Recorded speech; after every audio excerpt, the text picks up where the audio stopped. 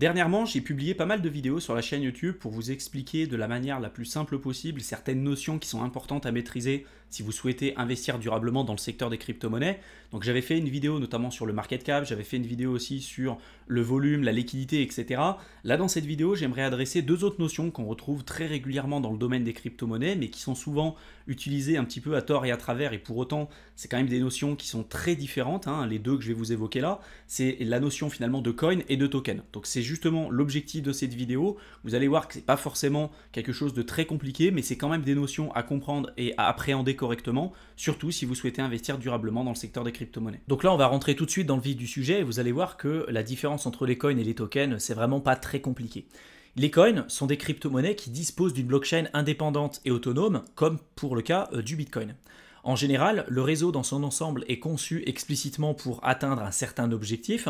Par exemple, pour le Bitcoin, c'est eu pour objectif et ça a pour principale vocation de créer une réserve de valeur et d'être un moyen d'échange résistant à la censure et doté d'une politique monétaire fixe et sécurisée.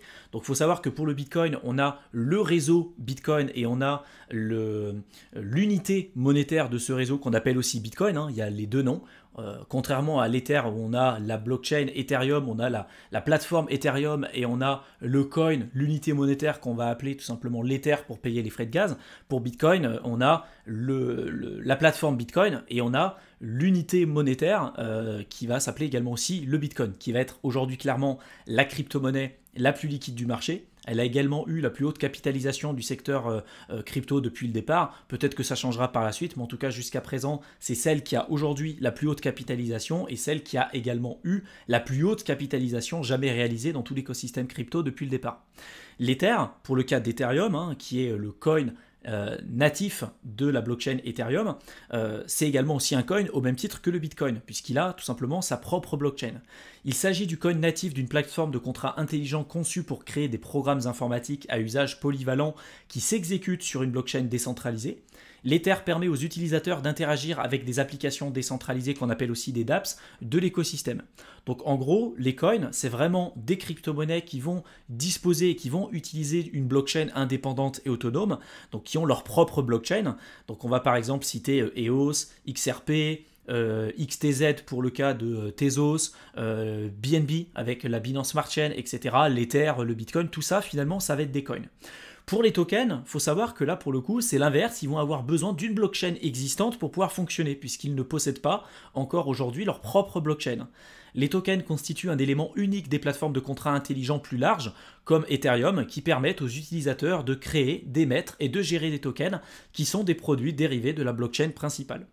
Les tokens jouent un rôle unique sur le marché des crypto-monnaies. Ils fonctionnent aujourd'hui comme des tokens utilitaires, ce qu'on appelle des utility tokens. Si vous avez des tokens sur Ethereum, la plupart du temps, on va les nommer utility tokens parce que vous allez pouvoir les utiliser pour interagir avec certaines applications décentralisées ou pour pouvoir accéder à des produits ou des services spécifiques.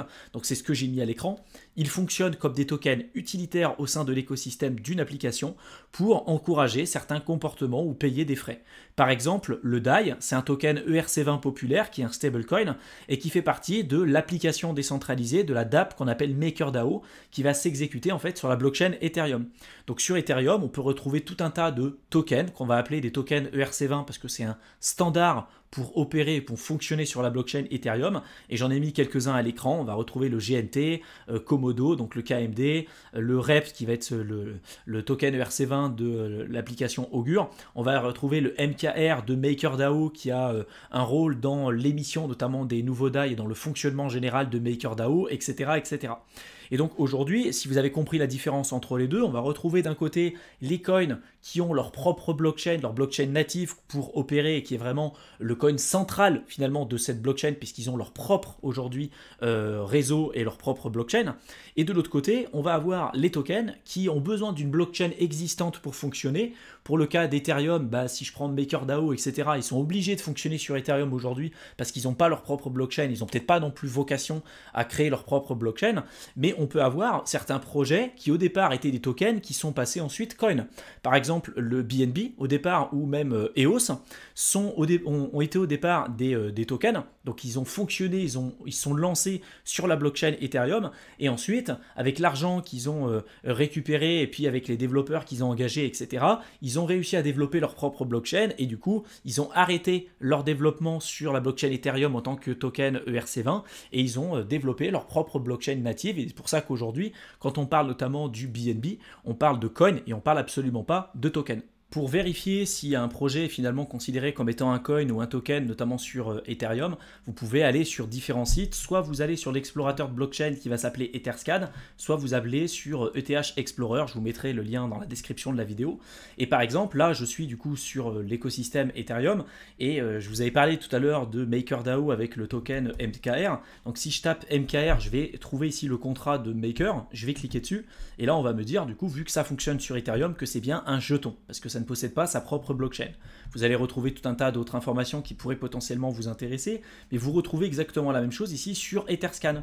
Si je tape MKR ici, ça va me le rechercher, je vais avoir un petit ticker bleu qui va me valider le contrat et me dire que c'est bien celui-ci le contrat important à utiliser. Donc je vais cliquer dessus. Là, je vais avoir du coup les différents holders au fur et à mesure du temps, la max supply, le total des transferts, les différents transferts qui sont effectués là ces derniers temps, etc. etc.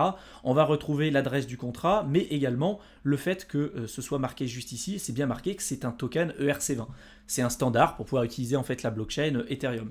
Donc si demain vous avez un doute sur un projet, si c'est considéré comme étant un coin ou un token, notamment si c'est aujourd'hui homologué sur la blockchain Ethereum, parce que principalement la grosse majorité des tokens aujourd'hui fonctionnent sur Ethereum, vous allez en fait sur ces deux sites, vous tapez le ticker de votre projet. Si vous le retrouvez dessus et que c'est marqué par exemple ERC20, vous êtes sûr que c'est un token.